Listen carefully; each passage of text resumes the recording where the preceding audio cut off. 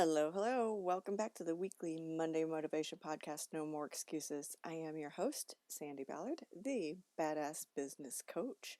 Thank you for being here. Thanks for listening, investing in you, and for sharing these podcasts. Maybe you're sharing the podcast in its entirety, or perhaps it's something that you learned on the podcast, something I said resonated with you, or maybe it's the action item that I always give at the end.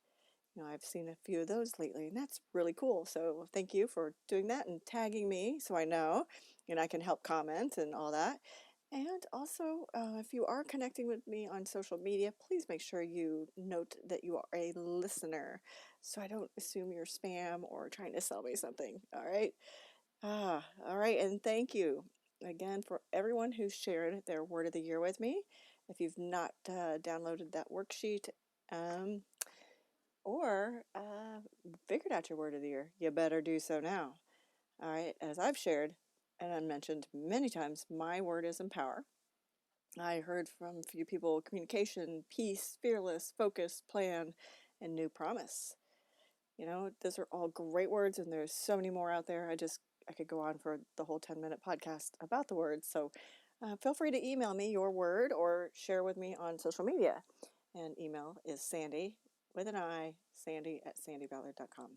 Because, I have to be a little different, right? In last week's podcast, I preached about how everyone's pace had changed last year. All our pace changed. The pace of change, there's all kinds of variables to that. And for some, it's still not changed back. So how are you handling it? I talked about and challenged you to decide if you needed to change it again, and if so, how, or will you lean into it and accept it? Right? Change is only painful if you resist, right? And trust me, I've resisted it a lot, many times over the years, and I've constantly shared about the shit I've done and stupid mistakes I've made, and I've also shared about the success and the way I've leaned into change. I shared in last week's podcast about how I was resisting on the pace on my horseback ride, and then I leaned in once I understood what was going on.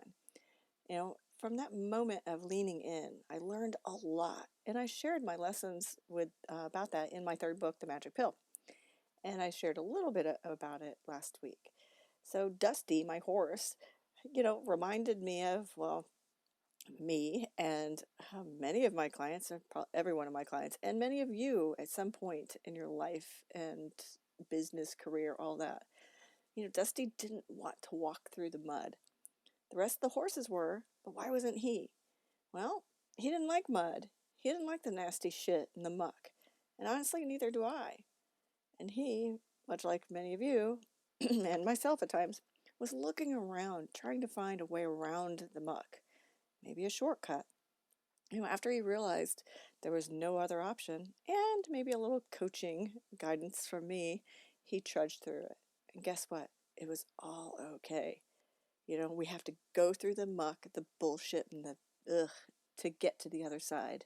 And we can probably call 2020 that same shit, right? The mud puddle of all the years, right? We all have a moment in our lives, personally and professionally, where there's shit we don't want to do. There's shit we don't want to deal with, or we don't want to go through.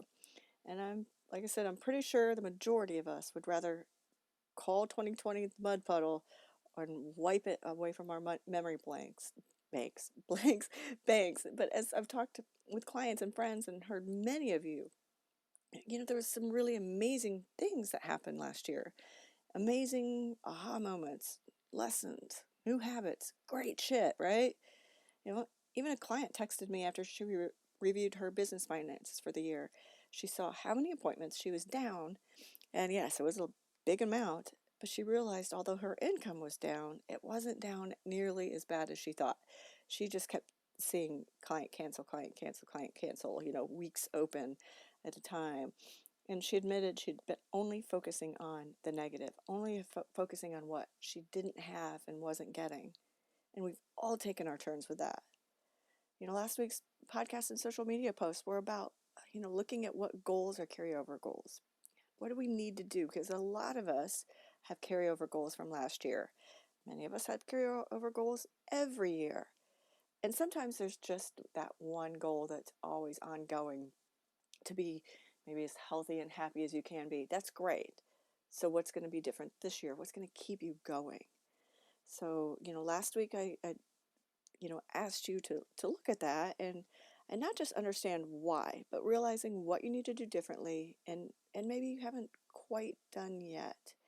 You just need to, you want to achieve it. You really want to achieve XYZ goal, but you just haven't gotten there yet. And like I said, if you're like me, you have more than one carryover goal. I have 3. And it's really about seeing, I'm looking at where I am and what I have that can help me get there. So you need to do the same. Here's your goal, whether it's new or a carryover goal. Where are you now? What do you have that can help get you there?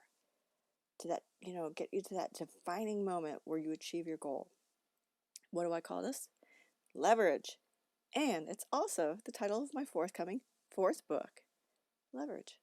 I talked about this book because it's one of the goals that I carried over from last year, and I told on to all of you that I was going to do this year. So now I'm talking about it, and it's really helping me think through it some more. And I'm really planning some relaunches of my other books, so I can, I'm leveraging some connections I have to do the relaunch, and that'll help propel the 4th book. See? So here's some official definitions of leverage. The exertion of force. You think of a crowbar under a rock or, I don't know, just lifting up a car. The use of something to maximize advantage. And in the corporate financial world, an investment strategy of using borrowed money, specifically the use of various financial instruments or borrowed capital to increase the potential return on investment. Okay, so using something you have or that you can borrow for an increase, a potential ROI, right? Return on investment. So think about it. We all have something we can use now to reap rewards later. We all have some sort of energy or fire burning inside our bellies. No matter if you feel like it was snuffed out years ago or it's just been burning dimly, from years of failure, judgment, or fear. It's that dim little light in us that keeps us wanting to do more, achieve something, or just have more than we have now.